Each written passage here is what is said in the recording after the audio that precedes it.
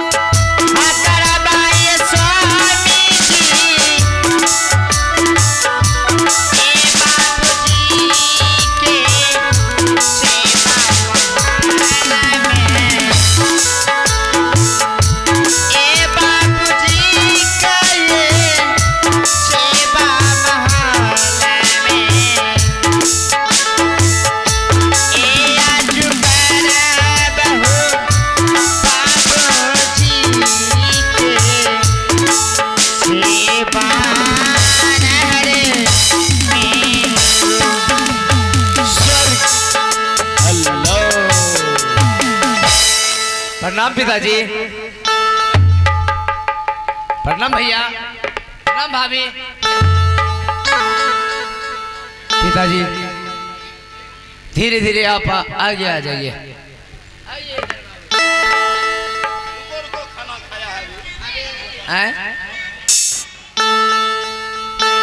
पिताजी आइए, आगे आ जाइए, पकड़िए इसको। पिताजी। हाँ पुत्र बोलो। पूछिए मैं इस समय में किस लिए आया हूँ?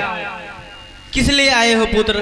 पिताजी नहीं तो मैं आपको प्रणाम करने के लिए आया हूँ, नहीं तो मैं आपसे आशीर्वाद लेने के लिए आया हूँ। तब किस लिए आए हो पुत्र? मैं इसलिए आया हूँ कि इस राज को सुबह होते होते इस राज को 2 भागों में बांट दीजिए।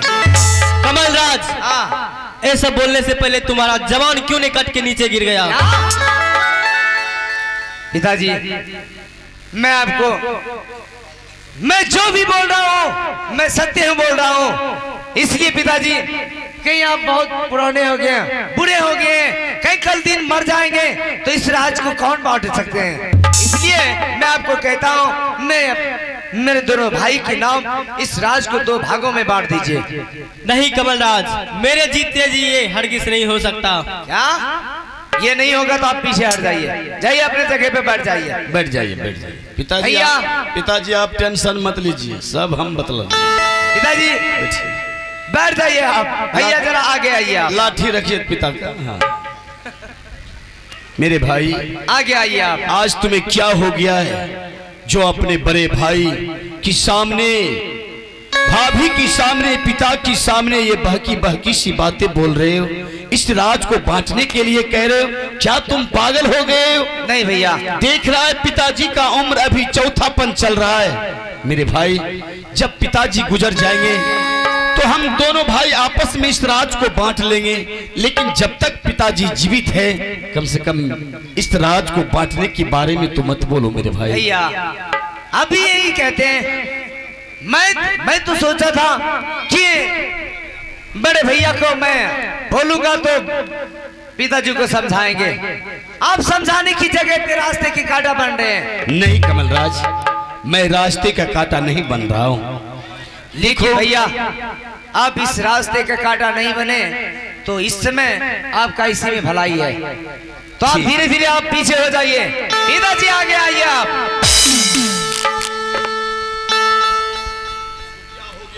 पिताजी मैं जो भी बोल रहा हूँ मैं सच ही बोल रहा हूँ कि इस राज को सुबह होते होते मेरे दोनों भाई के नाम हो जाना चाहिए। नहीं, मैं एक बार बोल दिया ना, मेरे जीते जी ऐसा हरगिज नहीं हो सकता। क्या? मेरे जीते जी ये जमीन बंटवारा नहीं हो सकता। तो अपनी जीते जी जिंदगी तक इस राज को नहीं दो भागों में बांटिएगा? नहीं। तो खैर कोई बात नहीं है, इस राज को, इस संपत्ति को बड़े भाई और भाभी माँ को झोली में डाल दीजिए। मैं यहाँ से खाली हाथ जा रहा हूँ, जा रहा हूँ।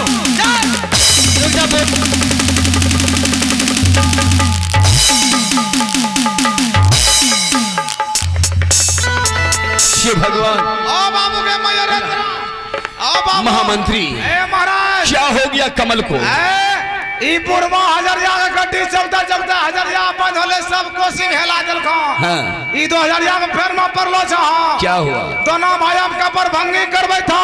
हरामजादा, तुम भी चाहता है इस राज को बंटवारा हो जाए? यखनी से भी नी तक मन देवाल तोड़बै भो। हैं? ई पूर्वा का गोल कनपट्टी में गोली मारबै भो। अरे तेरी दोस्त को दे दो, मार दूंगा मैं तुम्हें। शिव भगवान, ना जाने कमलराज यहाँ से नाराज होकर चला गया। पिताजी, वो अभी नया है, उनके शरीर में नया खून है, ना जाने अनजाने में वो कुछ कर बैठे।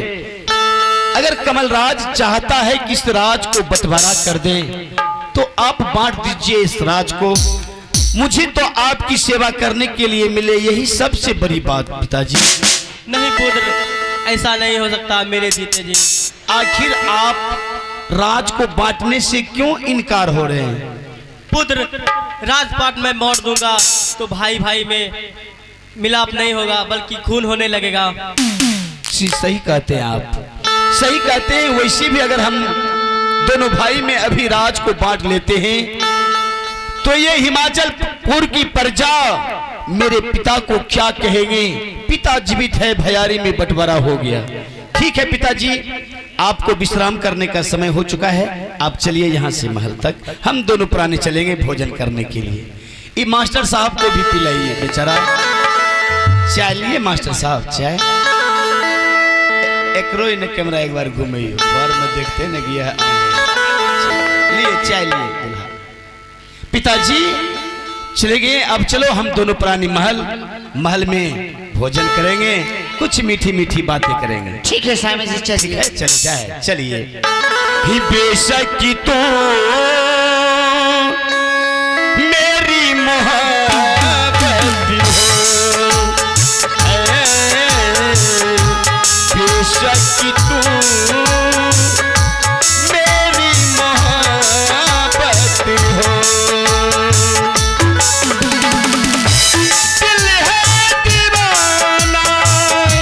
तुमको ही चाहे, दिल है दीवाना, तुमको ही चाहे, तुम मेरी चाहत हो।